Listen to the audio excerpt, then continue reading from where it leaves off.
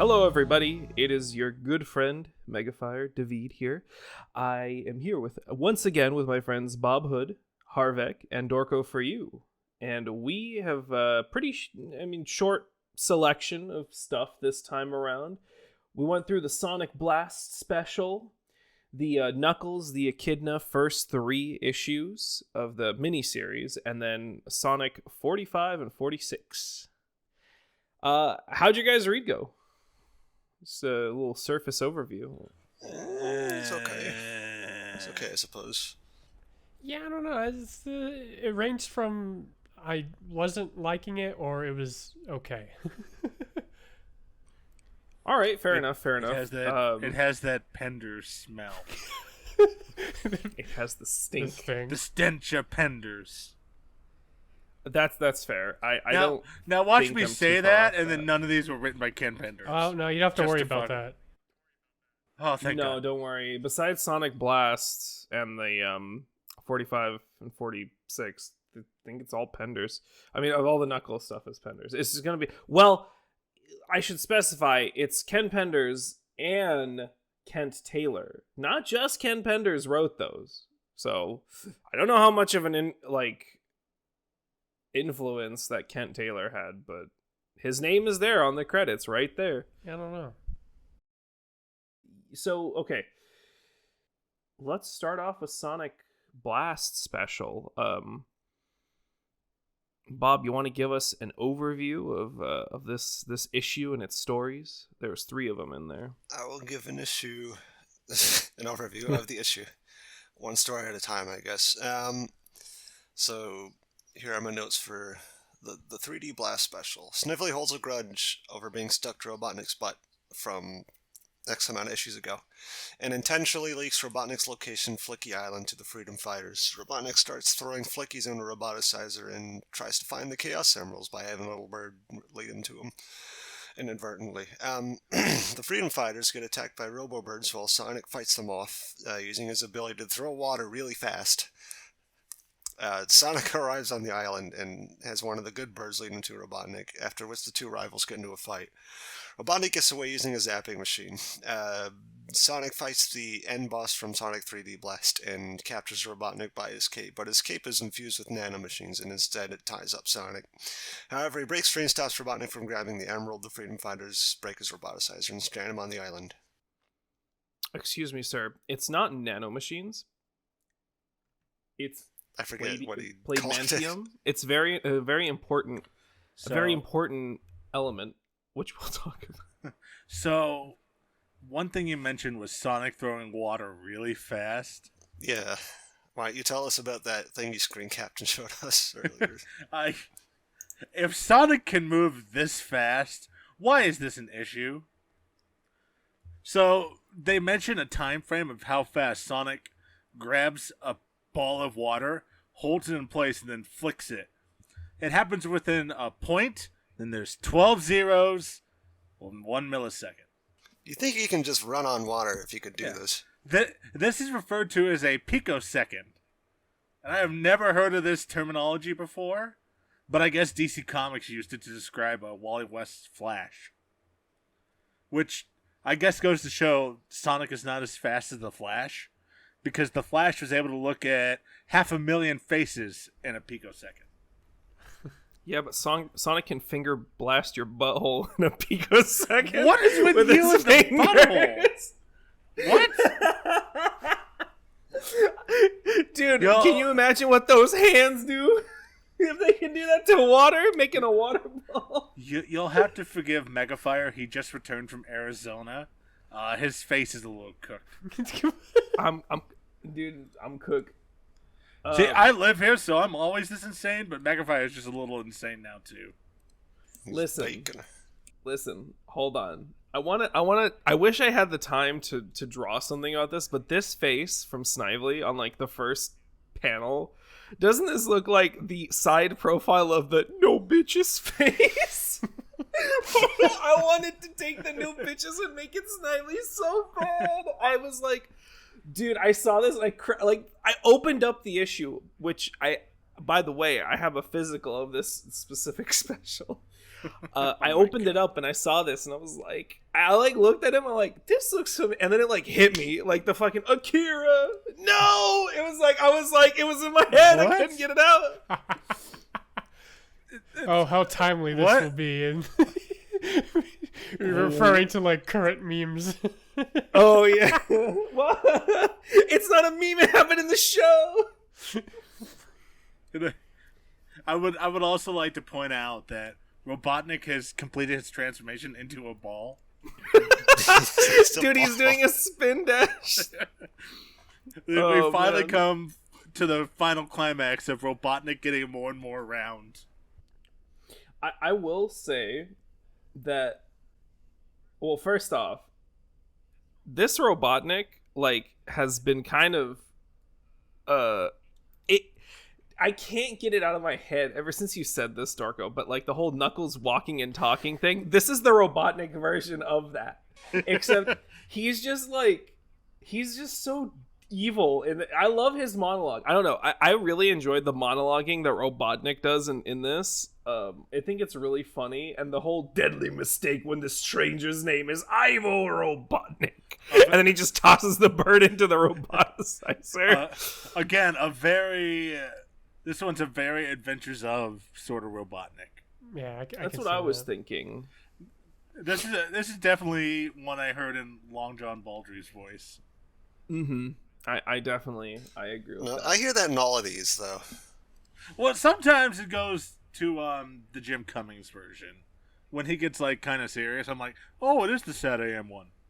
Every time Spaziante draws him, I just think of Jim Cummings, dude, because all of his just giant faces and just like these angry expressions just make me think of him. I actually don't think I wanted to. It's like I'm sure I can, but like when I'm thinking about it, like I feel like I don't really hear the character voices when I read. I don't know. I don't frequently, but like I feel like ever since MG Harvek brought this up, I've been like thinking about it whenever I read. Like I'm like, I wonder what kind of vibes this guy's bringing to the table today. Me and my gang just saw you across the table, and we really enjoy your vibes. Look, there's gonna be a point where this is gonna shift to be nothing but Mike Pollock. So I mean, we gotta enjoy these old voices while it lasts. Actually, well, I'll leave it to you guys, but I will say later on I only hear the Dean Bristow, like very specifically. I think this the Robotnik shift becomes very Dean Bristow, and like I mean this is really looking far ahead, but I will say the vibes are kind of immaculate later on, and no disrespect to Mike Pollock, but it's a very different kind of vibe that I think I enjoy more, just specifically like related to Sonic Adventure 1 and 2. But that being said, that is looking way too ahead, so I'll have nothing to like. Yeah, to show we're you at guys, 3D Blast right now. It's gonna be a while before we get there. Yes, so some fun facts about this, because I did some research. This is the last video game adaptation that the Sonic Archie comics will do until Sonic Adventure. So it's about like 2 or 3 years of comics that will be coming out without a video game adaptation, like any direct adaptation of Sonic media. The reason being is that Sonic R is also a game that comes between Sonic Adventure and Sonic Extreme. So Sonic Extreme gets canceled, and that gets turned into Sonic Blast. There is some talk that apparently they were working on a Sonic Extreme comic, but then like because of the reasoning got canned, they went to Sonic Blast, and then like Sonic R was apparently on precarious waters, but like it was a very strange thing, because I looked into Sonic 3. So this is specifically an adaptation of Sonic 3D Blast for the Sega Genesis. This came out in December of 1996, this comic. The Genesis version of 3D Blast came out in November. So we had a month lag time between the release of the comic and the game. It's kind of interesting because Traveler's Tales was the ones that worked on Sonic 3D Blast. It's a British studio. They outsourced this game to a different studio because at the time Sonic Team was working on Nights into Dreams. In that same year, there was actually a lot of really interesting reception for 3D Blast. I don't know if any of you guys read Mean Machine before, but I have some articles that I've pulled and sort of bookmarked. I'll send it to you guys, but then I'll also put in the show notes of like just the general reception of Sonic 3D Blast and what people thought about it. I know a lot of people like nowadays kind of are lukewarm on it. Well, the contemporary like reception was pretty good. I mean, it was good enough that they ported it to the Saturn. So, yeah, that was interesting. There was some cool tidbits that it took inspiration from like Donkey Kong Country for the graphics and Mario RPG, Super Mario RPG for that isometric view. There's also a specific reference to the fact that this is something that I never put together, even though I played both of these games near the same time frame, because I guess I'm an idiot. The Flicky game from 1984 had the mechanics in that game where you would collect the Flickies and you get to the checkpoint, and that's how you win. This game, Sonic 3D Blast, was very much the same. You collect all the Flickies and you get to the checkpoint to beat the level. I never put that together. I was like, oh, it's the Flickies from the Flicky game. Cool. I'm glad that they're using their other properties and mixing them together. That was the end of my, like, realization that there was like, oh, this the whole damn game premise was taken. The whole, like, gameplay loop was incorporated into this game. I didn't know Flicky was that old. Because Yeah. they had the game Flicky on one of the Sonic collections on the GameCube, and it was like, oh, it's the birds from Sonic, but that came first apparently. It did. It's an old arcade game. It's an arcade game. Yep, 1984. Cool. Same year as the Return of Godzilla. And that's why we see Godzilla appearing so much in the Sonic comics. Yeah, all the time. Yeah. But yeah, last game that was adapted into a comic, so that's kind of cool. I thought that was a pretty interesting tidbit, and also the writings are pretty interesting on the time frame. There's a certain charm to this time, I guess. The journalism of the time. It's from Mean Machine. I don't know if any of you guys ever read those. But no. I when I was like in the 2000s, I would like get scans, PDFs of it at school. So, yeah. So that I mean, I thought this was kind of a fun special. I love 3D Blast as a video game. I know the boys know this, but I'm just telling you all, like, it's one of my favorites of the old Sonic games. It's not. Okay, I understand there's a lot of flaws with it, and that's fine. I've been waiting for like acknowledge this whole session for MegaFire to start talking about 3D Blast because I knew it was kind of. I know he loves that game, so I was just been waiting for his commentary on it. I was like kind of like played sitting here it a waiting lot. patiently, but like I can't. I feel like I need to interject. Like I can't stop myself, but I just I want to point to the fact Please that the interject. goal is to talk about the comic, and you're prepared, and I'm sure you could talk about just the game for an hour. And I wasn't going to. I literally just wanted to say I like the game, and that was it. I like this picture of Rotor. Why is Rotor the most bloodthirsty freedom fighter? He screams out Semper Fi, and they battle those flickies, dude. The Why? Robo flickies. Why did Rotor join the Enclave? What's going on here? Dude, Rotor's evil. Like, he's so bloodthirsty. He like beats the shit out of all of those robots that were on the iceberg with him. He sends his family, his like brainwashed family, off to drift for eternity. He's always ready to throw hands. I love this Rotor. To those guys wondering why I referenced Fallout, I've been playing a lot of Fallout recently. oh, that explains what you said, because I was like, what did he just say? What gonna be- what that's gonna be- Enclave, huh? What the hell's the Enclave? Yeah, Who is They Enclave? say Semper Fi a lot, okay? Let's just say that. when I read that, I just thought of Metal Gear. I thought. I mean, yes, I thought of Call of Duty, but also Press F. Metal Gear. I think this. Oh, go ahead. I was just gonna, when it comes to Rotor, I like at the beginning of the issue, I was wondering like, oh, Rotor's coming along. I wonder if he's just gonna be just the guy who drives the machine. So I was glad that he was taking part and was actually doing something. Like the fact that he was actually engaged in combat, I guess. I was like, oh, that was more than what I was expecting. I appreciate there's other characters besides Sonic and Robotnik, unlike the game. Yeah. No, Tails and Knuckles are there too. Are they? Yeah. Well, like they're standing around for like. What? They take you to the special zone and they say encouraging things to you. And Wow, they had an opportunity to have Knuckles in the story and they didn't take it.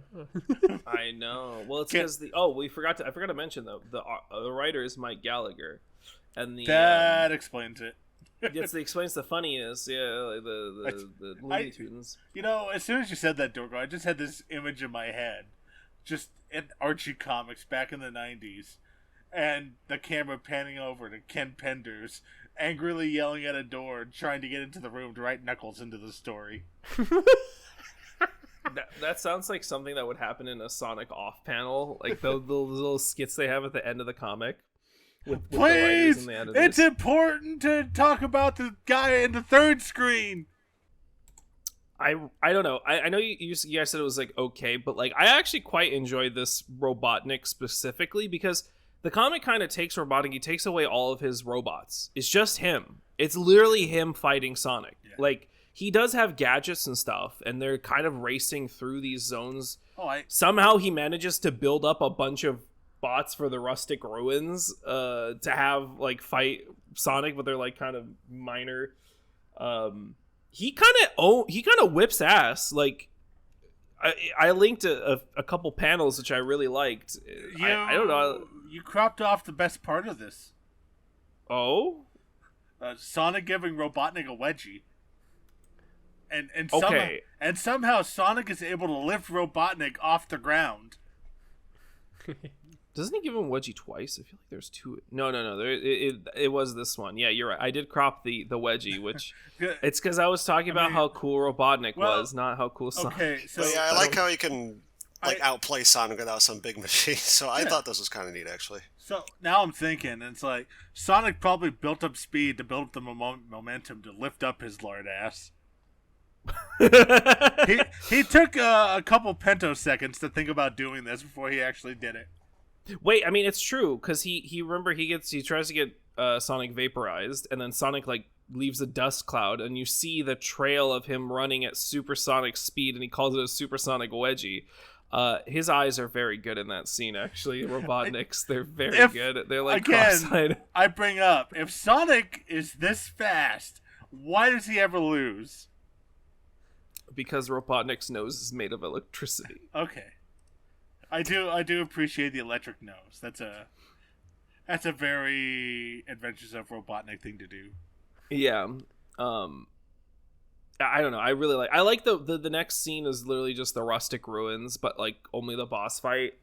I think it's neat. I think it's nice. Like they're really like I mentioned this before, but the artist is Art Mawani, and he does a really good job with these like game adaptations and like really capturing the essence of the game's aesthetics and like the levels and making them come a little more alive. Like, you know, on the page, like there's a lot of little background details and stuff that they don't need to be there, but they are, and it's cool. Like that very first area is like the first stage in the game, and then the rustic ruins is only 2 pages, or I guess 3 pages technically, but there's still like some nice cool things in there. Gives you a little like sneak peek into the game. I am really happy it's just 1-to-1 the goofy ass boss from Sonic Blast. I almost said Robo Blast. Yeah. And this is like spoilers for way later. Way later. I think they actually referenced this exact double page spread in the Mega Man crossover. Yeah, I believe you're right. I think you're correct. It's Sonic just messing. There's a big battle between everyone, and it's Sonic and Quickman running through it. Oh, I remember what you mean. Yeah, that is like very similar. I don't know what to call it. A set piece, similar page spread. Same idea. Yeah. And it does have basically the same end result with it's Sonic racing Quickman. Sonic is gonna win that. I think another really nice detail in this is that like he also picks up flickies as he's running through the page, and you can see them later on like behind him after he I think that's cool. I don't know, I like these spreads. Art Mawani does a great job with these. I really like this special outside of the fact that it's, you know, Sonic Blast, because I think that anytime they do a game adaptation and they do this kind of stuff, like I really liked the Sonic CD one. Yeah. That was really cool too. I want to see if you guys understood this. When Sonic has defeated Robotnik, he says, "Oh no, this is the end of Rico, Robo." That's what I wanted to ask you about. I was like, I know Harvek knows this. I have no idea what's the reference. I don't. That's how I was going to ask you guys if you knew. I had no clue. I was hoping someone else would. Nobody knows. Obi-Wan Kenobi, you were my only hope. I have no idea. I just kind of shrugged and went like, well, that's a phrase or reference that I just don't know, don't get. I'm going to Google it right now. Yeah, while you Google it, I'm going to tell you guys about the next page where Sonic gets caught up in Robotnik's cape, and he tries to break out of it, and it is called Pladmantium. Now, this is the only time we ever hear about the strongest fiber in the world, Pladmantium, in this comic. And if you Google this term, it has created so much discussion on the internet.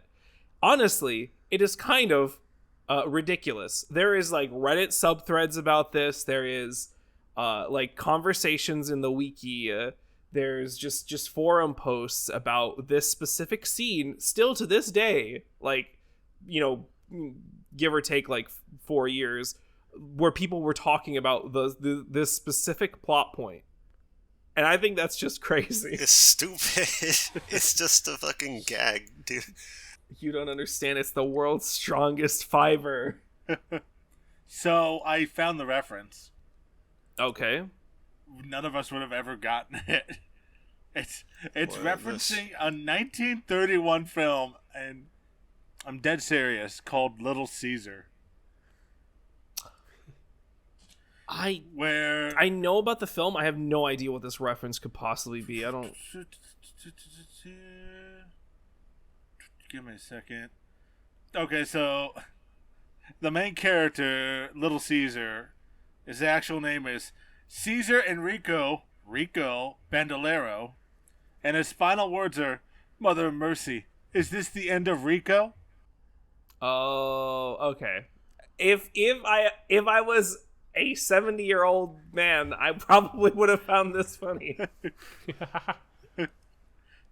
So Robotnik was gonna die. By the way, we see Robotnik without his cape, and it's kind of cursed. He becomes a ball. Like, he actually just becomes a magic balloon. It's ballification complete. Going on to like that, the next segment. You know, he gets away. He gets the Chaos Emerald from like the statue. A lot of this, like, not just this segment, but like in general, Robotnik kind of being by himself and doing all these things kind of gives me Indiana Jones vibes. It feels like this is more of like a Robotnik's Twisted Indiana Jones special rather than a Sonic special. I kind of dig it, you know. I'm all here for it. I also really like the line, "Holy cannoli! The graven idol's roar set off a trans-dimensional reality quake." How did he fit that all in one mouthful, dude? How did I do it? I'm exhausted now. Especially since he yells this while he's falling to the ground. He does it really quickly then. Dorko, play that again, but really speed it up. No, I don't want to do editing like that. Understandable. Yeah, that's the special. They leave Robotnik on Flicky Island for eternal imprisonment. So for Eternal Engine. For Eternal Engine. And that's it. And then we get a little we get a little side story thing, the second story. It's just a little game show, not game show, like a reward show for the Ultimate Freedom Fighter. Each freedom fighter gets an award. Sonic's the fastest, Bunny's the strongest, Anton's the most loyal, Tails is the bravest. It's just a very silly thing. Dave Manick did the art. It's very short. It's just a goofy gag where all the footage of them earning their award is just completely incorrect. Sonic's just sleeping, Antoine's just being a goof, etc. And then Sally just cuts off the show because it's so stupid. And she gets the smartest award. That's why she earned that award. The third story, Bugged Bunny. Obviously a Looney Tunes reference, and even the whole comic feels like a Looney Tunes sketch. It looks it's like I feel like I watched a Bugs Bunny thing like this where they put a tracker, Robotnik against Night, they put a tracker on Bunny, and she just wakes up and goes back to Knothole Village, but she takes the long road, and so she has her giant limbs and ends up squishing the grass down, but Robotnik and Snidely get lost in it. She jumps over lily pads, and so Robotnik jump after her, but sinks into the lily pads or bounces off of them. Can't make a jump that she made, so he falls down a cliff and all that stuff. So it's just it's a lot of really stupid, funny gags that are exactly like. It's just a goofy Looney Tunes thing. It's quite literally Looney Tunes. Robotnik never closes his mouth in this story. Every single panel has his mouth open in some form. He's taking in a lot of air. He wants to show off his new teeth, I guess. Yep. He's like Emperor Zurg. He actually does. Dave Malwini does sometimes draw him like Zurg-like. Wait, I got confused. Did you just say Dave Malwini? Did I say? Oh my God, Dave Manick! Oh, I mixed them together into the perfect life form. Art Malwini and Dave Not Manick. The ultimate life form, the perfect life form. The perfect life form. The perfect 90s cartoonist. Damn. Shoutouts to Nicholas Jones. By the way, at the very end of the issue, there's a bunch of people that send in art and stuff, and there's just Nicholas Jones sitting in his homemade supersonic costume. Just absolutely a Chad. Look at this kid. I appreciate the small photo next to him presumably slapping a dog. I don't know what that is, but I like it. I like this costume. It kind of looks like he's just throwing his big glove hand on a dog. I appreciate that kooky Kevin Quigley got a tattoo of Sonic. Oh yeah, he did. If the Sonic the Hedgehog 1 box art, I believe. Probably. Yeah, it's pretty good. I'm I terrified love I'm going to read through these one day and then I'm going to see a name I recognize or something. I really wish, I know it's absolutely unlikely, but if by chance anybody who ever we mention at the end of or you've been featured at the end of one of these comics, in the photos, even your art, I would love to hear from you. I would love to hear what your perspective is now. Unless you're 20 years later. Unless you're Chris Chan, I want to talk to you. It was Christian stuff featured on here? I don't know. Probably not. I don't think so. But you never know. Ooh. Now I have to keep an eye open. Yeah. Just going through. I really enjoyed this issue. Kristen Weston Chandler, no! I'm just yeah. Anyway, long story short, I'm happy with this issue. I like the special. I think it's fun. It's funny. I had a good time. Yeah. And then I'm refreshing my memory. I'm like, oh, this was a nice, pleasant start to the session. It's man, I don't want to lay it on too thick or be too much of a hater, but it's well, it's the only issue where there's no writing from Ken Penders. I think it's better than the game. That's fair. I genuinely. That's fair. I mean, the game doesn't really have a ton of stories. So I genuinely did enjoy this special. It was a pleasant read. I'm glad. That's good. I can't say the same for what we're about to talk about next. All right. So next, the Knuckles the Echidna Because #1. you demanded it. Thanks. Knuckles story inside. Knuckles solo story inside. The You Dark asked for it. The Dark Legion story The Dark Legion arc. story. Just so we don't have to go over this each time, Pat Speziante and Ken Penders both worked on the covers. I think Ken did like the line art or like the line inking. Or whatever. I love how edgy the first page is once you get into it. Mm-hmm. Not. And also Ken Penders and Ken Taylor wrote it, and Manny Gallen and Andrew Pepboy are the artists. Yeah. Just there you go. Depending on what you're reading, I'm not talking about the Twizzlers dog, by the way. But the Twizzlers dog was my favorite part. It's so edgy. I put in the start of my summary Twizzlers pull and peel like as a gag, but now it's ruined because someone else mentioned it first. Sorry. All right. Let's have the summary of the first Knuckles. Knuckles enjoys a peaceful life outdoors where nothing bad happens when suddenly Archimedes' spider senses are tingling because something bad happened. The Shadow Wizard Money Gang has arrived and they have robots. We also have a flashback of Echidna things, including some dude getting his VCR confiscated. These characters will be important later. I didn't write much, but it's more important than I'm making it out to be. Knuckles punches out one of the robots, and this is the first screenshot I took. This was the VCR. Oh, I'm sorry. Go. Martha, you gave them to the Xbox. Okay, so Knuckles punches out one of the robots in this story. He's swapping between flashback and present time. Knuckles meets up with the Chaotix to warn them about an invasion. They team up to resist the invasion, but their numbers and the enemy's knowledge of the terrain are too much, so they get caught by the evil gang led by an echidna cyborg named Kragok.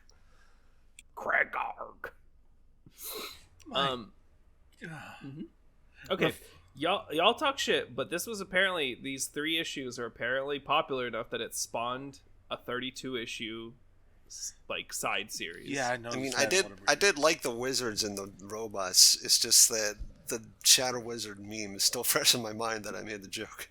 Oh my god, they love casting technology. They actually want to legalize nuclear bombs. The Shadow Government. The past stuff is so melodramatic. And this entire plot starts because a dude loses his fucking VCR. No, that's not how it starts. That's not it. I wish it was, though. Oh, how different a conversation we would be having if that's what it was.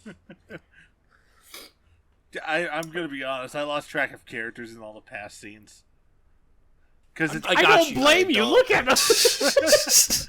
They're all the same. For those that are just not clicking any images, it's presented in like a sepia tone.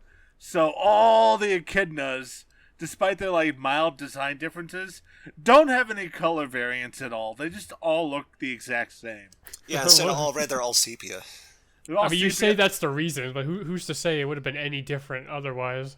No, I could tell the difference between the girls. They have boobs. They have eyelashes, excuse me. Oh, yes, they have eyelashes.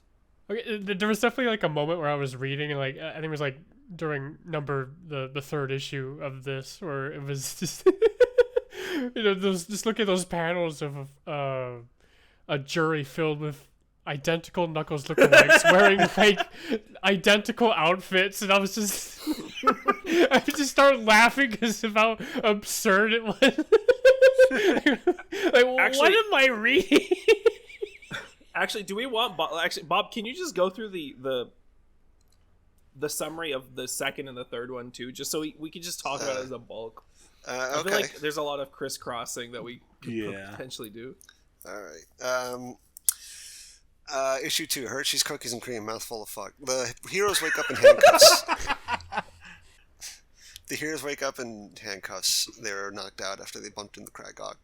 They woke up Knuckles by splashing water on him, but when we cut to this cloaked dude, he's holding a gun, so I thought he'd sprayed him with a Nerf gun for a second. He's got a water gun. Watch out, Knuckles. Oh no. Anyways, he's escorted to Kragok, Knuckles, so they can have a talk. But before they do, we see a flashback of the ant people. They discuss that the echidna usurping situation is getting worse. So the Queen Ant sends Christopheles to act as a guide for the echidna dad, whose name I forgot. Present time... It's Edmund. Edmund? Mm-hmm, Edmund. Okay. Present He's the time. guy from the miniseries thing where it's Edmund and... yeah, I thought it was those two, but I wasn't sure.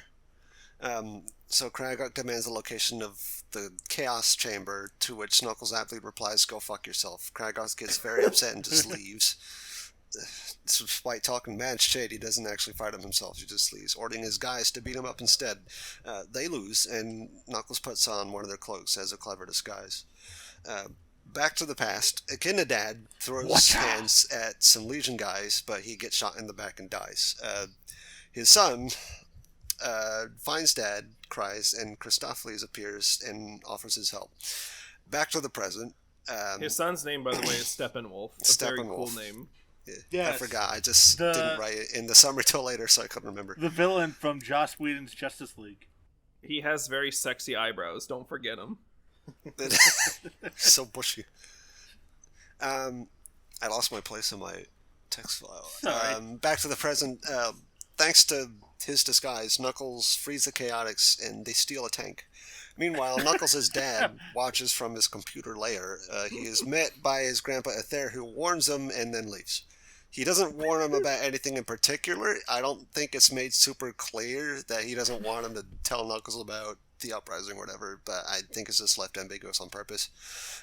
Therefore, I didn't write anything about it. Present. No, I lost place again. Past. They keep flipping back and forth, and yeah, they do. And I didn't like it. Me neither. Christ the Ant brings Steppenwolf around to several different places. I think he's trying to introduce him being a guardian or something like that. Back to the present. Knuckles' gang runs from some enemy tanks and bumps into a big mob of animals that are running from a forest fire. To be continued. You might recognize some of them as Renfield the Rat and the two missing members of the Chaotix who they conveniently forget to keep using, Heavy and Bomb. Yeah. Alright, so are we going... you want me to go to Knuckles 3 Yeah, as well? do 3 too, man. The whole shebang. Dark Legion Book 3, Blood is Thicker Than Urine. The subtitle is Blood is Thicker. I've never heard the phrase blood is thicker and I have it be prefaced with than urine, so I didn't know what to... I could not make the joke. I've never heard of this before. It's blood is thicker than water. Oh. What kind of shit? What problems are you? I don't know. What the fuck are you talking about? That one's a lot funnier, though. It is a lot. Legit, I have no fucking clue. Anyway, the gang knocks down a tree to block the path of a bunch of animals running from the forest fire. I assume this was to stop them from bumping into the Legion. I forget. Vector plays the song Sonic Boom from Sonic CD really loud to blow out the fire and counterattack the Legion. Great tactic. Back to the past. The tension rises in the Hall of Science due to civil war breaking out. Steppenwolf steppins in, and an echidna... a very angry echidna pulls a gun on him, saying Wolf's family is to blame for everything. Steppenwolf asks Nicely lower the gun, so he lowers his gun. Steppenwolf gives an inspirational speech to boost morale back up in his fellow echidnas, and it worked. And then he leaves. Present. Knuckles' gang puts on the Shadow Robes to try to attack the Legion from within their ranks. Dad Knuckles insists to Archimedes from the lab that they must keep the Legion's origins in the dark, as he believes it is not yet the time to bring that up. Knuckles' gang infiltrates the Wizard gang. Back to the past. Steppenwolf pretends to come to an agreement with the Legion. Backstabbing ensues. And Steppenwolf fights the leader of the usurping, who is revealed to be his cousin Menakar. Am I pronouncing that correctly? His crackhead cousin Menakar, yeah. Menakar. It was your father's treachery that resulted in my father's death, he says. After he reveals intentions to continue what his father started, Steppen uses his new Chaos Emerald Guardian powers to wizard the Legion away from this place.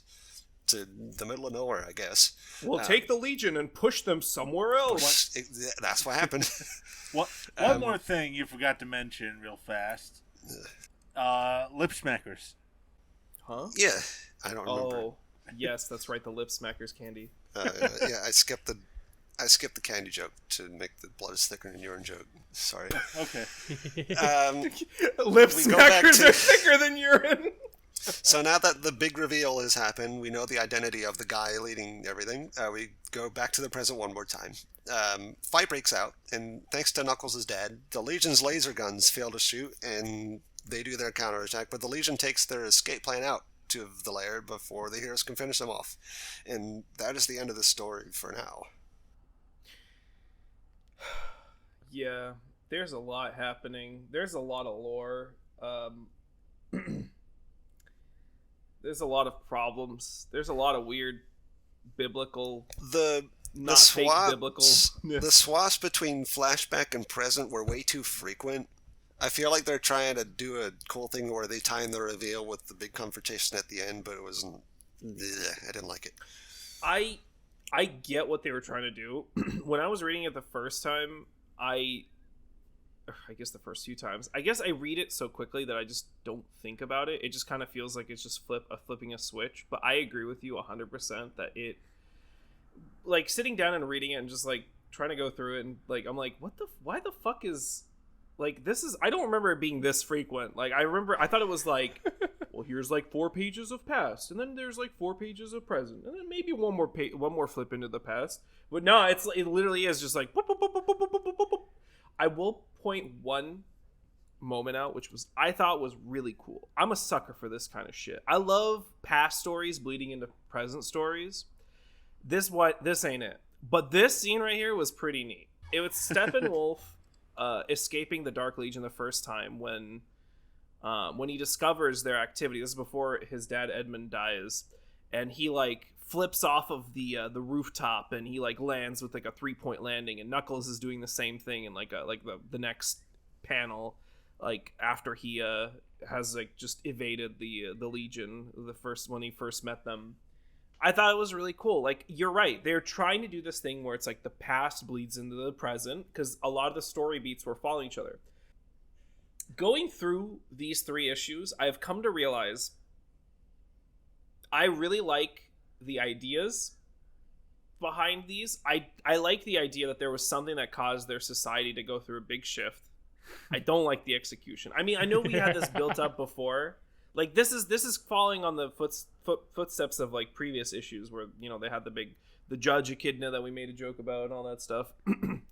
that already happened. So this is just the like Dimitri's been defeated. So this is like the after effect, which it's cool to see something happening. I just feel like it's really dumb moments. Like, it could have been a cool story about like, well, what does our society do to, you know, reverse from the course that we're on? Like, fucking Edmund, the big brain scientist, his whole thing is like, it's time for us to become Amish, basically, except by force. Which, okay, fine. Some societies have decided to do that before in the past. That's okay. But like, the VCR thing was really funny. I mean, everything. It's just like there's good ideas throughout, but they're all executed so poorly.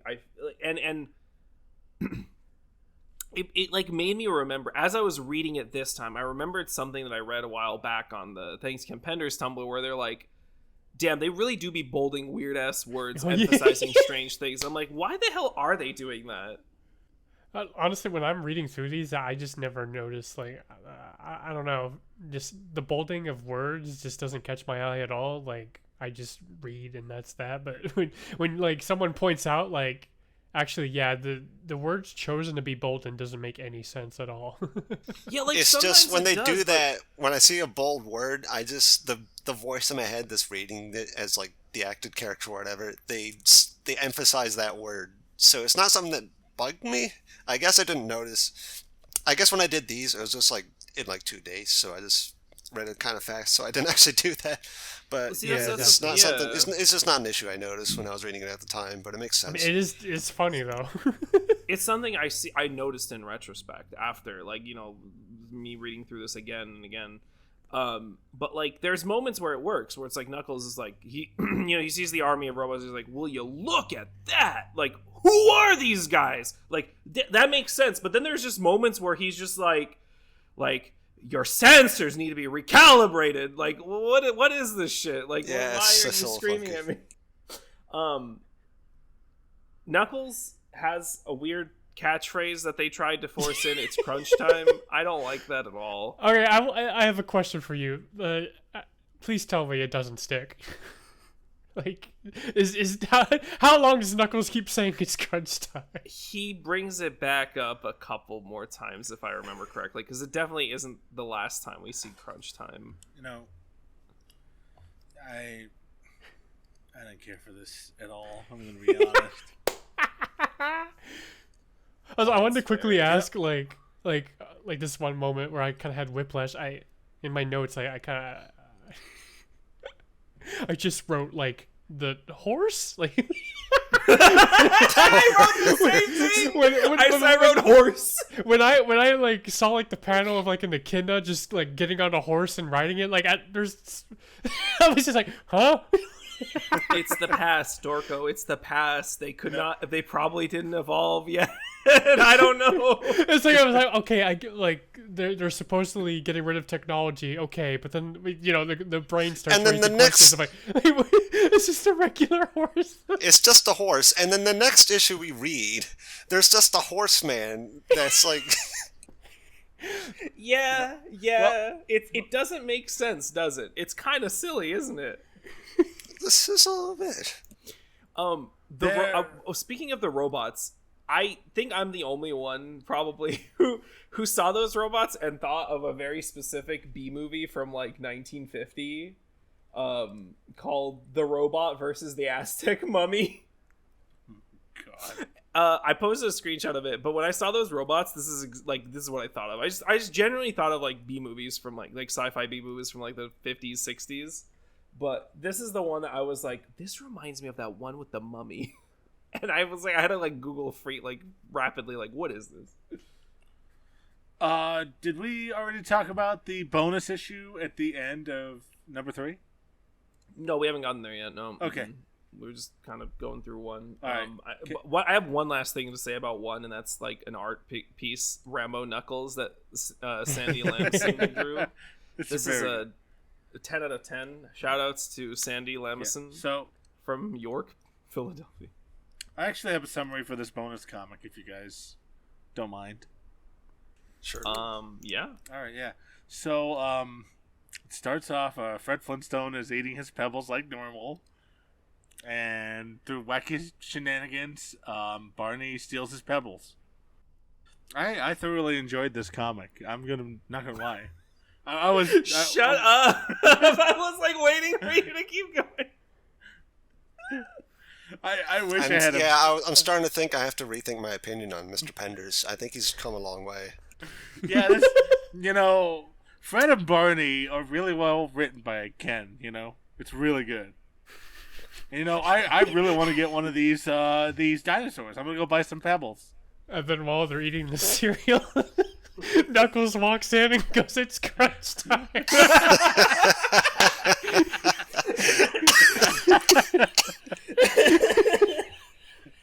Hey, that is so you, Knuckles.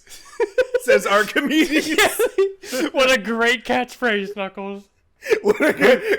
Knuckles, can I please give you a kiss? That was so good. Oh, hey Fred, this guy's pretty cool. Yeah, Bon. It's crunch time. Slides down the side of a dinosaur after the work bell goes off. I know we've already kind of touched upon this a bit, but I know when how do you pronounce it? Is it Ather? Ather, I think. Like when he did show up, I was like, oh, huh, he's actually involved. That's kind of interesting. But then literally he's just like, this is a warning. Goodbye. I'm like, okay. Oh, it's even better because Knuckles' dad is just literally like, do they give us his name yet? I don't remember. I don't remember seeing his name here. Okay. So Knuckles' dad literally, like, he out there appears. He's like, "I'm here to warn you," and it's literally the same energy of like, "How many times do I have to tell you, old man?" And he like gets up with his fists balled like he's gonna beat the shit out of the old man from SpongeBob, and then he's just like, "Oh, you're such a fool. Bye bye." It has Tuxedo Mask vibes. My work here is done. You didn't do anything. Poof with his god friends. Something else I noticed was just the way like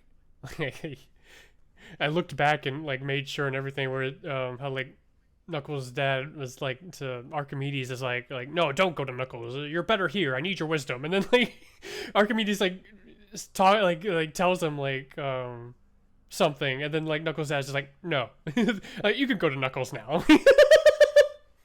I'm like, wait, what did you need him for? I've changed my mind. Goodbye, Archimedes.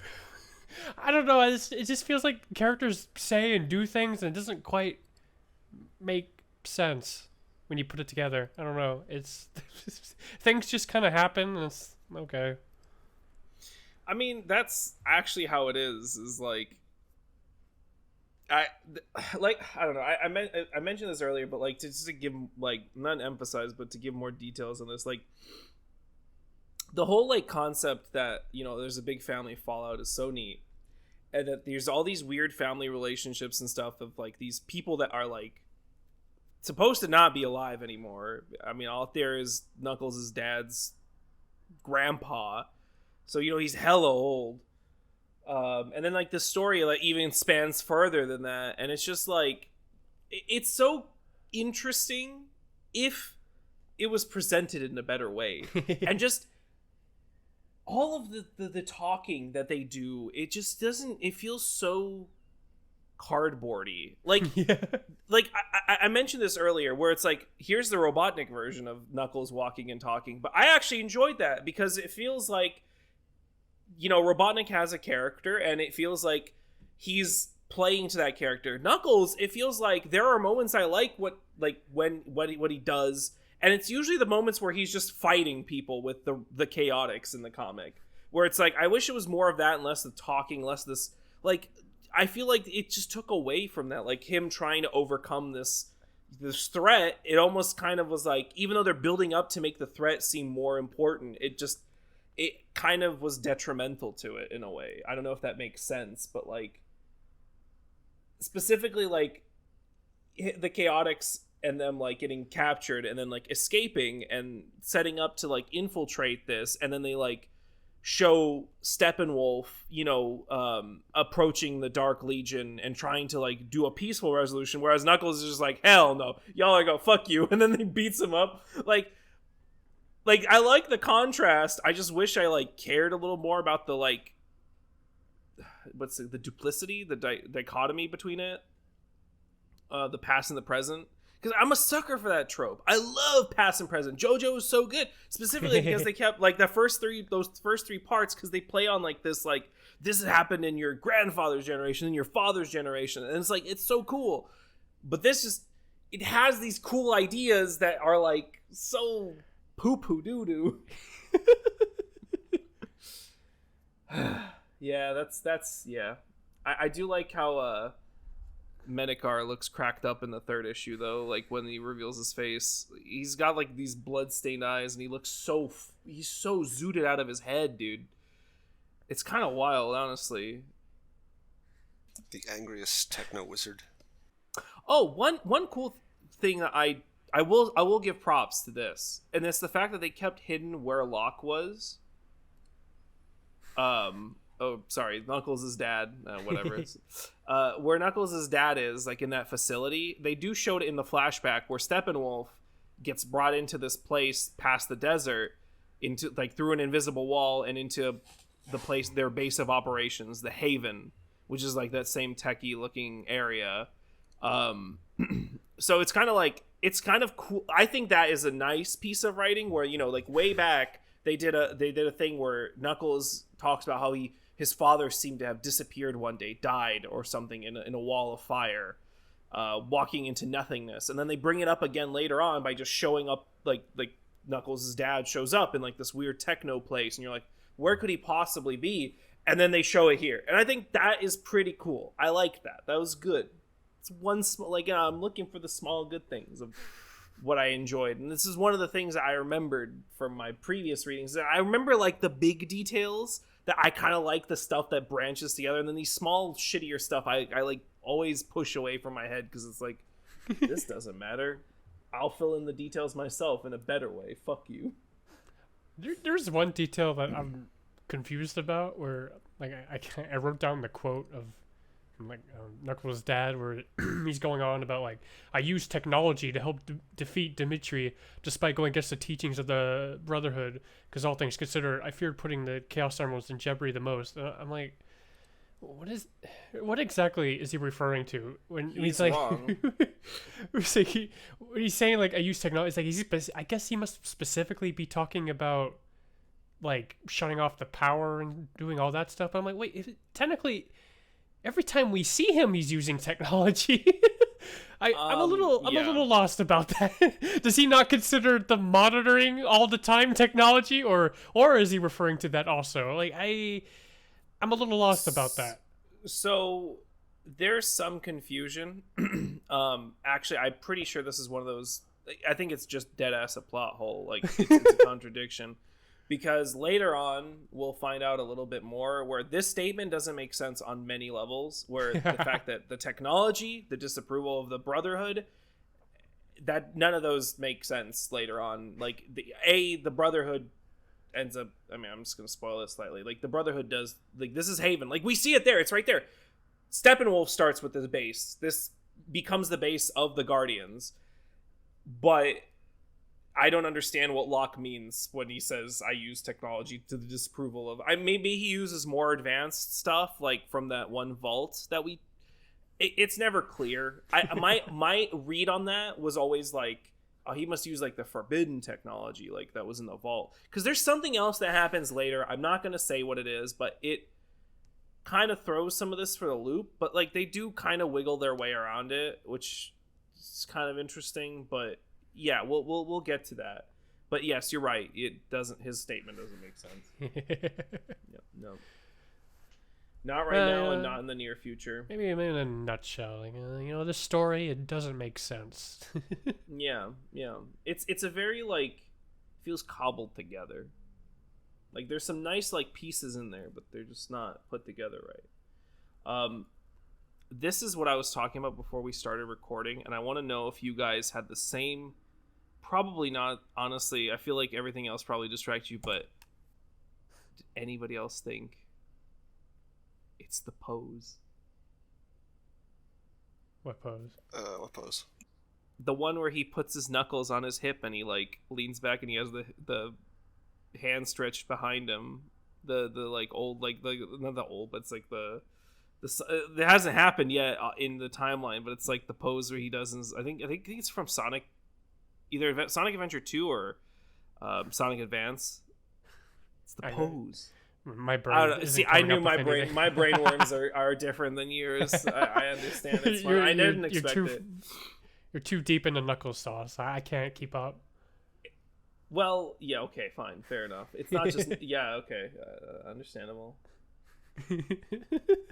I just like it when Knuckles is going around and punching people. I don't want to perceive his father right now. I guess he doesn't want to be perceived, so I guess that works out. So true, but we're forced to watch. Who watches The Watchmen? Unfortunately. Yeah, I think that's. I don't know. Do you guys have anything else to add about? I said my piece. Well, one of my main complaints is the whole constant flashback shit.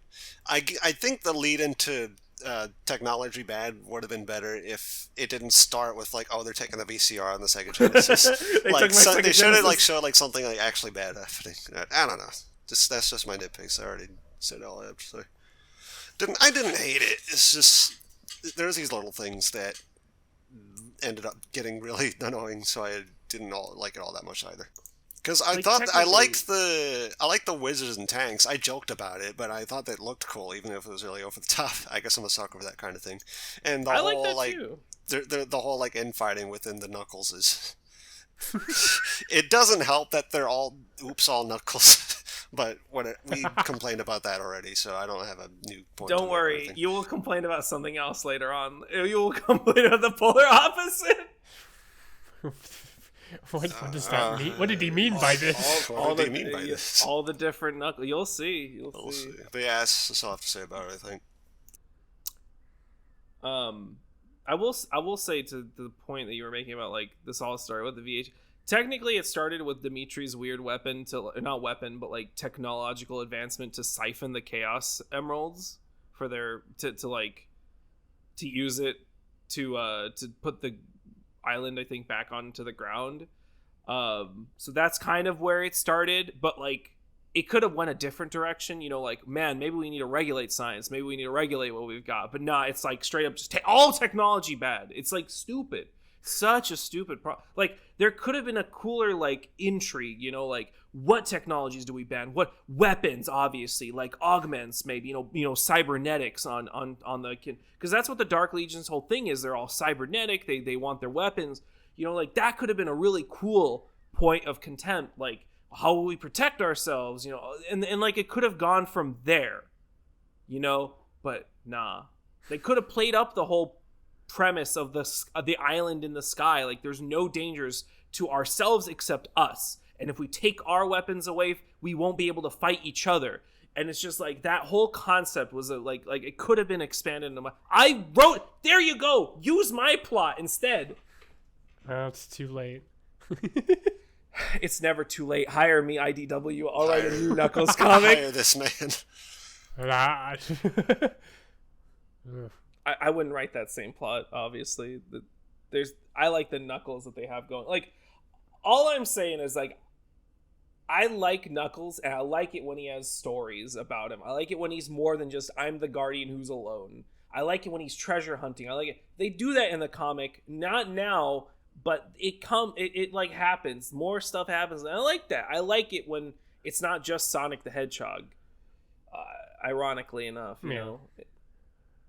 That's like my biggest, I think it's like the big gripe that I've had like since the whole shift to only Sonic for Sega. Like if it's not Sonic, it's not good, is like what it translates in their head. Like the reason that they, for some reason, have in their brainworms that like the reason that all these games were like received poorly is because it wasn't Sonic, and then they just didn't like go back at all. Like just it's such oddity. They're making like Sonic Unleashed. I'm like, oh, we're gonna have two gameplay styles. The characters will be Sonic and Sonic. Yeah, etc. etc. mm-hmm. And technically, Sonic, yeah, they did that in Generations 2, basically. The two styles will be Sonic and Sonic. Yeah, they made Sonic 06, and they're like, you know what? People have been saying that Tails and Knuckles are too fast. They shouldn't be able to keep up with Sonic.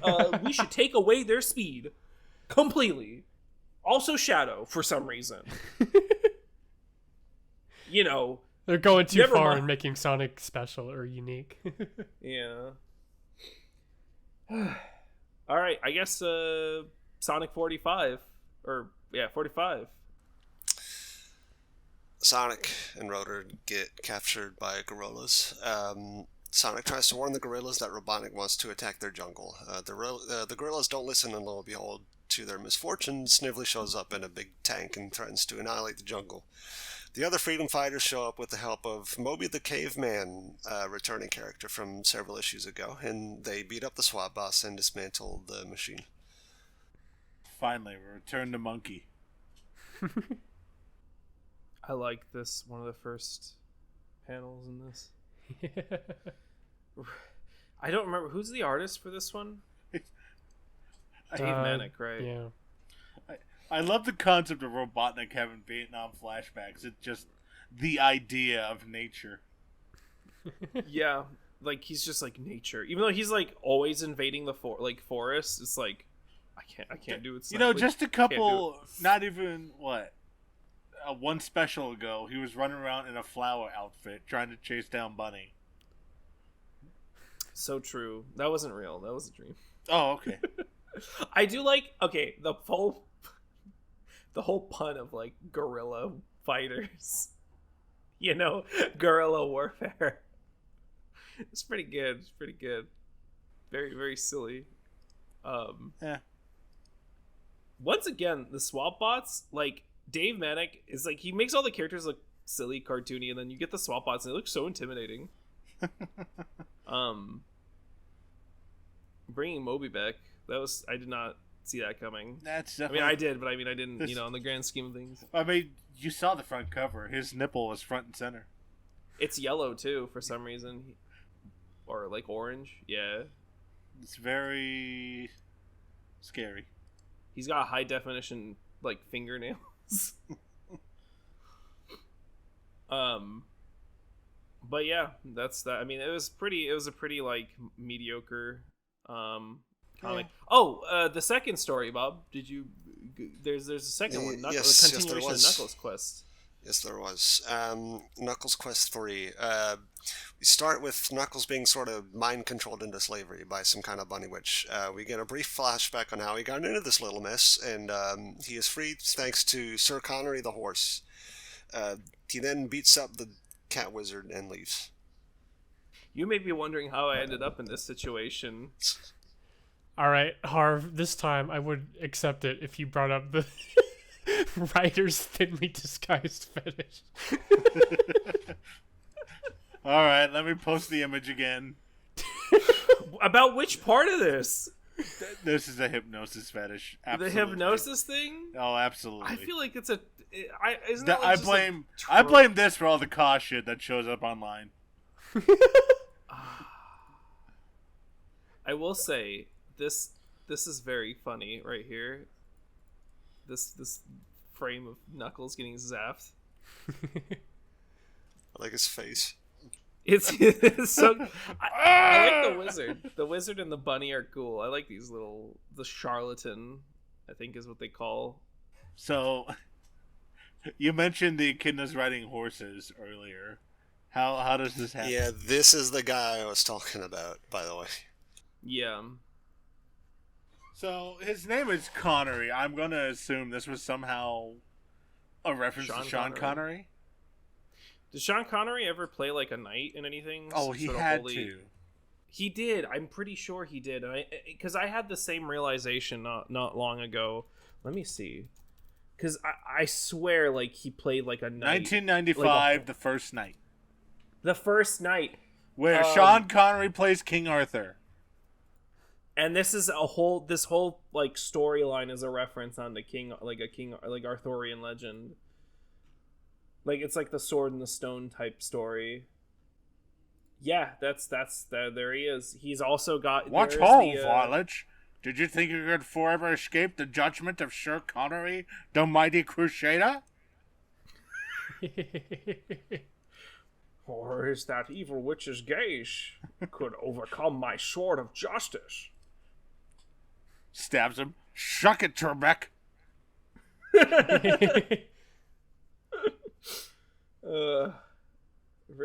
that guy. My sword of justice. My sword of justice. Oh, varlets. Thank you for getting that in my head now. I'm just gonna be saying that. I'm gonna be saying that the rest of the night. My sword of justice. My sword Just to of give justice. people context, I'll have this in the show, like this specific scene that we were It's just kind of like wild to look at, like out of context. Like if someone just stumbled upon this, we're just seeing all these like crazy anthro fantasy animal characters, and then also just plain Knuckles is there. Like, oh, by the way, this is from a Sonic comic. Yeah, because Knuckles is the only one who has no clothes on. It's like you get Sean Connery the horse coming out here in full like armor with like this helmet, gloves. He's got a sword, and you got the charlatan cat in like a cool robe and like It's the shirt, it's and a then the bunny fucking and To be it's fair, a fucking manifestation of an Ann Knuckles joke. I don't think Sir Connery's wearing pants though, so there is that. No, well, okay, fine. I do like that he just walks away with like both of the those guys, like he just puts the bunny over his shoulder, and then the dude he's just dragging. Later, bitch. I have stuff to do. I'll play with you some other time. I'll play with you some other time. So yeah, that's 45. Anybody got anything else? I don't know. I like the Knuckles quest stuff, but I know it's not. I don't. Good. I think it's funny. I know you don't. Yeah, I was kind of puzzled at the end there because I was like, wait, what is he planning to do? Is he gonna like kill them? Probably. Don't ask. Like, okay, man. Never ask what a knight does to servants of darkness. I'm going to smite them. Off to the incinerator. I could make a horse penis joke, but I won't. Oh God. Thanks.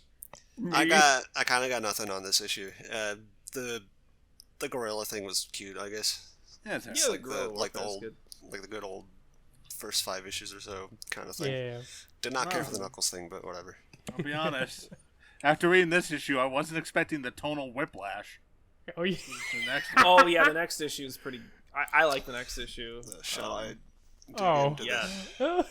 Well, it's one of those instances where I like the high level of the issue, but I'll say there's one part I love, and I'm sure you already know.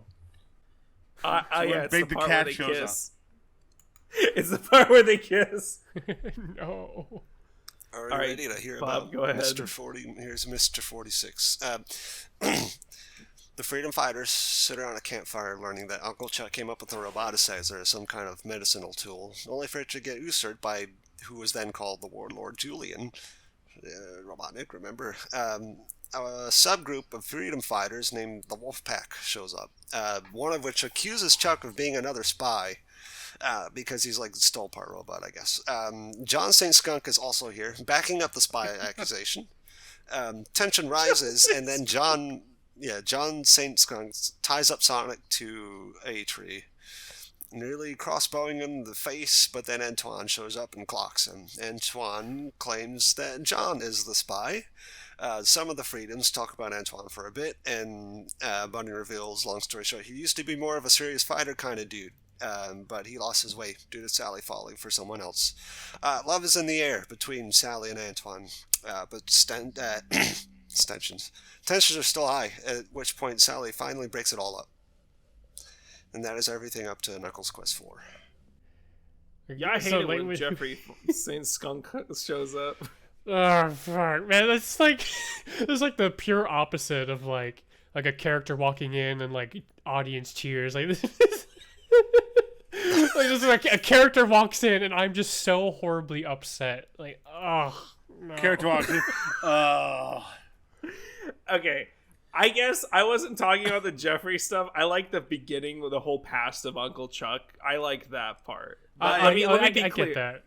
Perversion von Skunkenstein. I don't care for this man, and the fact that he just waltzes up and literally like inhales Sally's face into his own. Did absolutely who approved this on the equivalent of a storyboard? So At least Sonic's face was funny in that panel. You mentioned the wolf pack, and I happened to notice the little note inside saying, first seen in the animated episode, Cry of the Wolf. So I assume they're from Sad AM. Yeah. They are. Okay. So what's the part that made you happy? Oh yeah, to be more specific, it was the moment of going to the next page and I just see Antoine punching out Jeffrey. I was like, oh yes, yeah, my boy Antoine again. He's top 10 Antoine moments. Dude, Antoine gets so much good shit. I was gonna get to that part. God, I thought it was something before that for some reason, but why didn't I think that you were also an Antoine enjoyer? Yes, we love to see Antoine beat the shit out of perverts. I won't lie. I really respected Antoine in this issue. It's really funny because like I remember like the other moment I experienced this was again when when he said like Sally's taste in men is questionable, which so true, Antoine. Like, every so time true. it's like I'm like, it's basically like Antoine just insults Jeffrey and I'm cheering like, yeah, that's why you're the GOAT. Like, what a transformation Antoine of, like, was man, goated, I'm dude. becoming more and more of a fan. Dude, he just gets better. It's all uphill for Anton, dude. Man, I don't like this Anton man. Punches out his sexual predator. Yeah!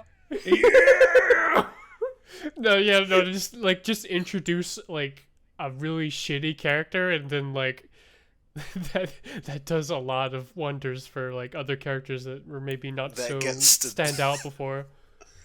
It does get better. Like, I'm telling you, like, I mean, you probably already know this, but as the writers start to change up, like, things, like, okay, different writers have different strengths. I think that there was a lot, there was a good, I don't remember who wrote this one, I think it was Ken Penders again, but he did a good job here. Like, all the lines that, like, these panels are good, like, the next few pages. The whole exchange between Anton being like, not only did you come to our group, but you insulted, like, Uncle like, of all people for him to protect. Like, okay, he stands up for Sonic. He stands up to the fact that Joffrey is like a piece of shit. Period. He stands up for Uncle Chuck. You know, who this is the second time in one comic he's been, like, called a traitor. And we know what he's been doing for the freedom fighters. And he just, like, he goes off. Like, his lines are good. Also, he says, "My problem is with you, Le Pew," which was really funny. Like, this is Ken Penders, which is what's crazy. It's like, how? Why do you, like, what's the difference? Like, is there more oversight on this? Like, his whole past with his father is awesome. Like, that little setup where he's just like, "You think you're hot shit? Fuck you."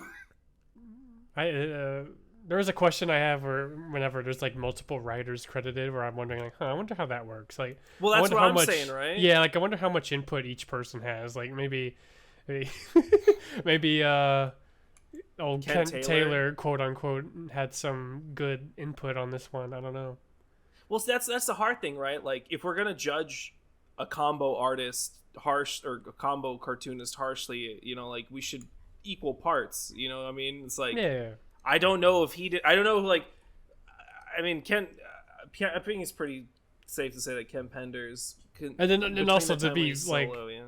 to be like that they were also, like, the duo for, like, the the Knuckles comics we just read and didn't quite care for. So it's like, you know, I don't know.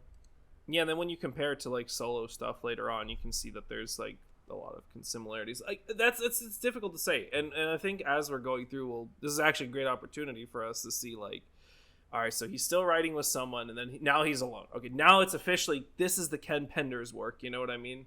Oh yeah. But, like, he still picks up these issues every once in a while, and some of them have been mediocre. This one I liked this issue. Like, you know, there's parts of it that I don't like, but I like the fact that they really ham up Joffrey St. John, I think, on purpose in here. Like, they really make you not like him. Like, at this point, it's kind of like, you know, before you could argue, like, they were trying to make him, like, this machismo character or whatever, but this is, like, we're introducing him here so that everybody is clear. Like, all the readers are clear. He has not been a good person. And he's not welcome. Like, you know what I mean? It's like one of those moments where it's like, we need to make it so explicit to everybody, because before it could have just been, like, you know, 90s writing of, like, machismo characters, but now it's like he's not right. So I don't know, it's like yeah, it's kind of stupid, but, like, the lines in this comic were pretty good. I liked the more serious dialogue. You're right, it's like it's a whiplash for sure. Not necessarily bad to me. I think it's kind of cool. I like the story behind like, why Uncle Chuck did the roboticizer, which is, to bring it up, it's to save Sonic's dad. I did want to say, like, before I forget, like, when I was going through this, I like remember, like, oh, this is why MegaFire said to remember that he had a chili dog stand. It'll be important later. Yes. Remember, he had a chili dog stand. It's true. It's so true. So, not related to the comic. The way you posted these images in this chat make me really laugh. I was just for context. I was posting Joffrey St. John sucking Sally's face, and then there's Uncle Chuck is in that same panel, or like in the next panel. He looks terrified, and then it's just Anton decking the fuck out of him. That's just a good story in 3 images. This really is the story in 3. I'll also post the thing I was talking about with Sonic's dad and Chuck.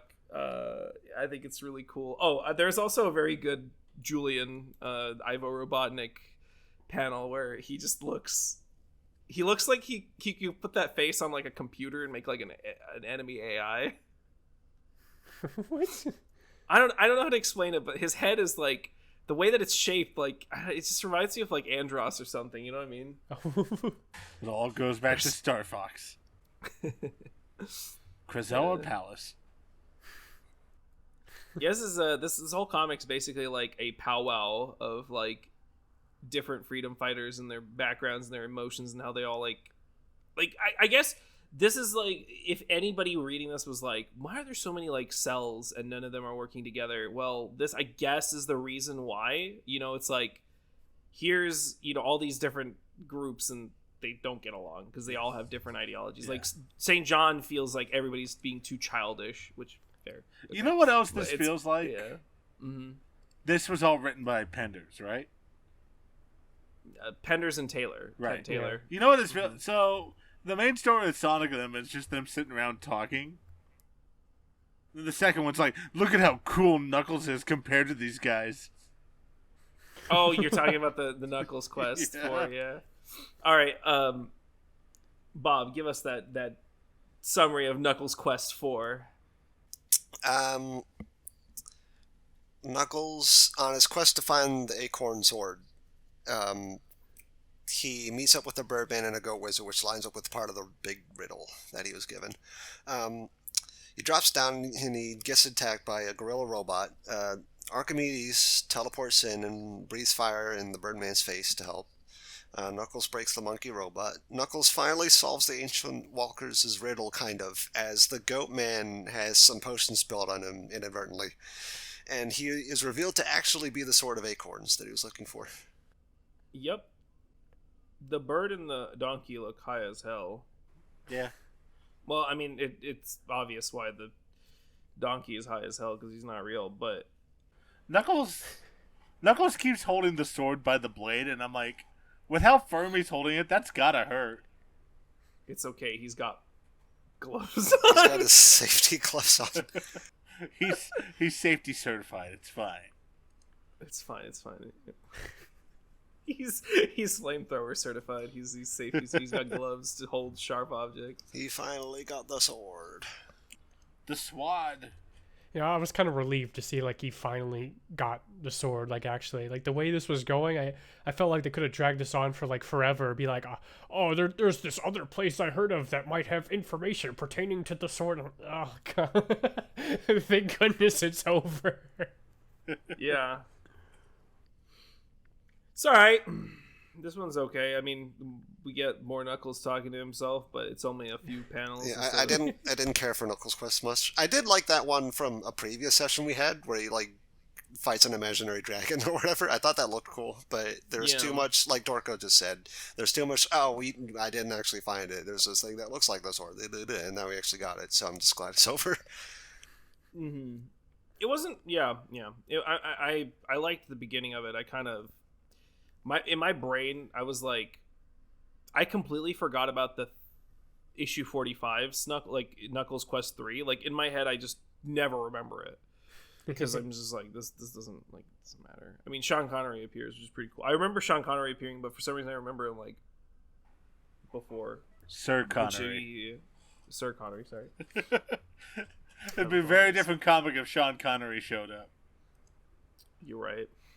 I kind of want to see it now. Someone replace Sir Connery in all these comics with just Sean Connery. It's the hyper-realistic Sean Connery head. I just exist here. Check out my sick horse legs. Nay. Have you watched Stardust yet? I'm naked for most of that movie. That's a good fun fact to have. I don't really have any other thoughts. I pretty much said everything. Yeah, that's everything for me. I forgot, like, I wanted to bring up, like before the Knuckles quest, like when they have that bit of Bunny talking about the past of Antoine, and I was like, wait a minute, I was like scratching my head a bit, like when Bunny's talking about the early days of the war, I was like, what? I was like, wait, wasn't Tails there before Bunny or yeah. I think what she was a bit of like a timeline confusion, I felt, unless he was like, I guess maybe you could try to headcanon it as like maybe even talk about stuff she wasn't there for, but then she's also like that, like, oh, there's that one time Antoine saved me, and I'm like, I don't I feel like maybe this would make a bit more sense without the context of the fact that Bunny's origin is in this comic. Like, if you pretended that wasn't there, then maybe you could make some guesses or headcanons, but I don't this was a little, it's a nitpicky plot hole kind of thing, I guess. I can actually explain that, I think. Oh, really? Yeah. So I think what she's talking about when she says early on in the war is she's not talking about, like, their group specifically, but if you remember, like, all this started because there was a coup d'etat, and that is what's considered, like, early in the war. There's also another war going on, which I think is constantly alluded to because Warlord Julian, that I don't think is explicitly mentioned yet, but there is a war that is happening when they're kids, which is what Sonic's dad gets hurt from. I don't remember if that's explicitly.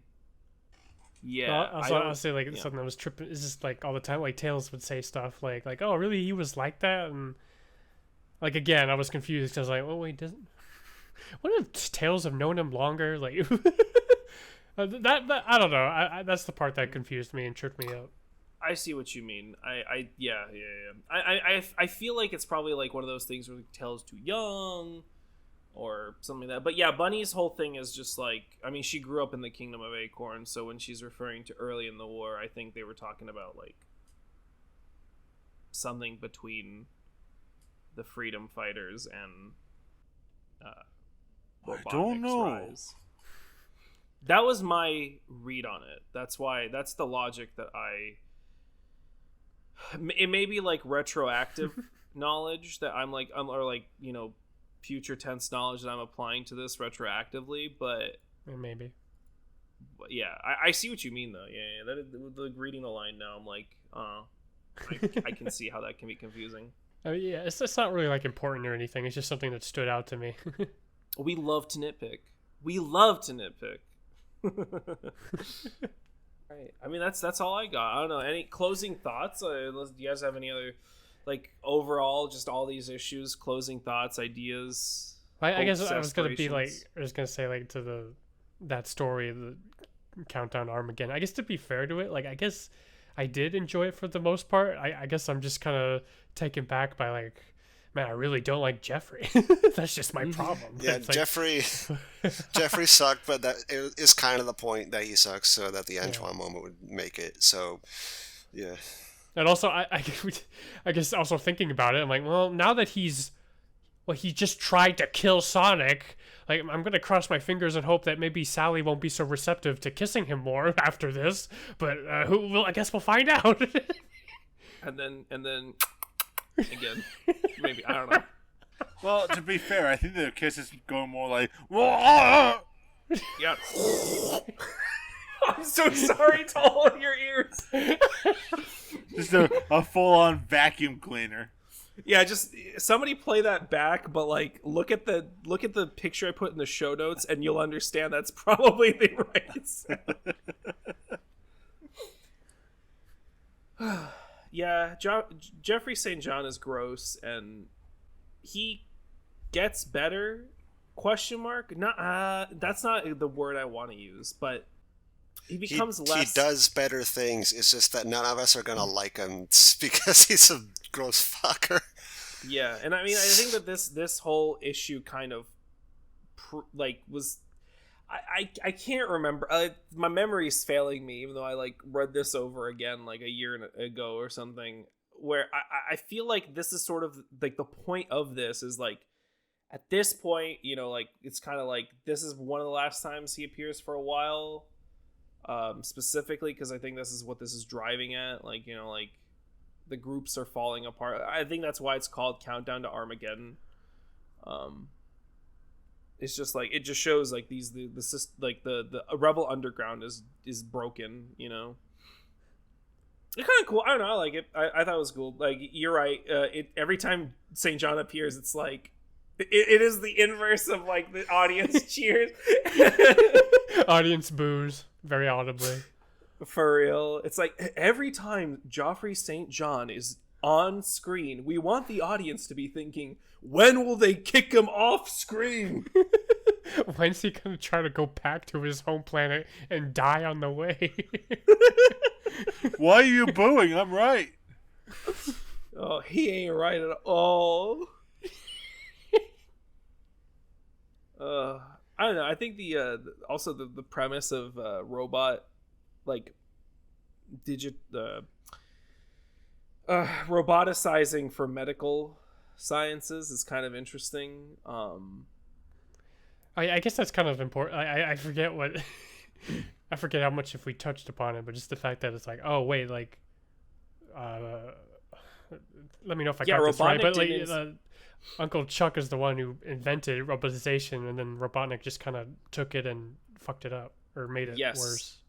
Correct. And also just remember, like, I think coming up, I remember I told you guys to remember this, but I'll reiterate it now. I'm sure I'll have to do it later again, but like, remember how important and like how difficult it is to do the roboticization. Like so far we have seen it like mainly in Robotnik's lair in like these pods, but we've seen it a couple times where he was able to mount like some mobile roboticizers, which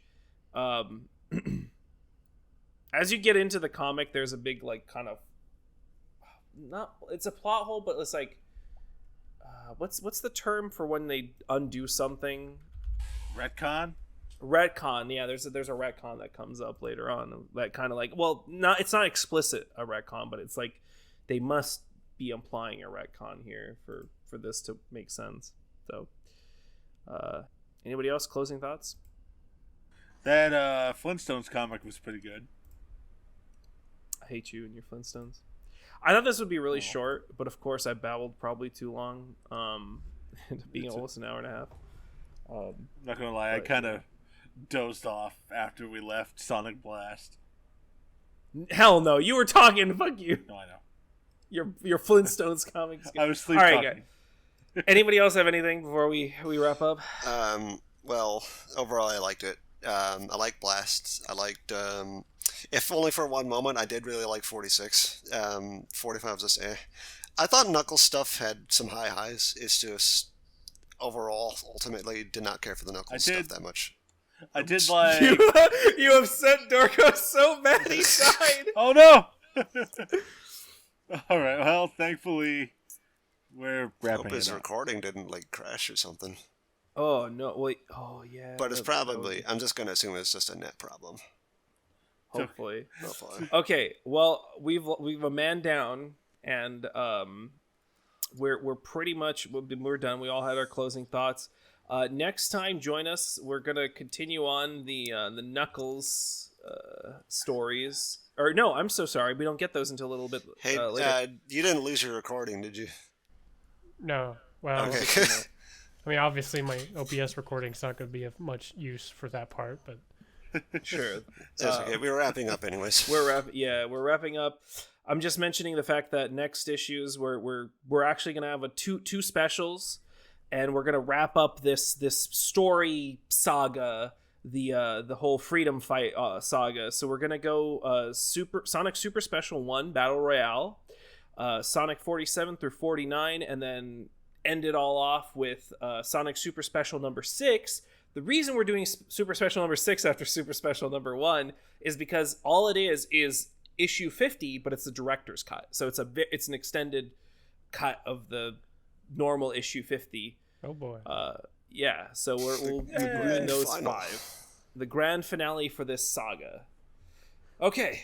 I am actually pretty excited for this. Yeah, we're actually at the end of an arc. So Yeah. this could be pretty cool. Yep, exciting stuff. Let's see where All that right. goes. And then from that point on, we'll be jumping between Knuckles and Sonic. All right, everybody, thank you for joining us. Once again, it all goes back to Sonic. Goodbye. Goodbye. Bye. Penis.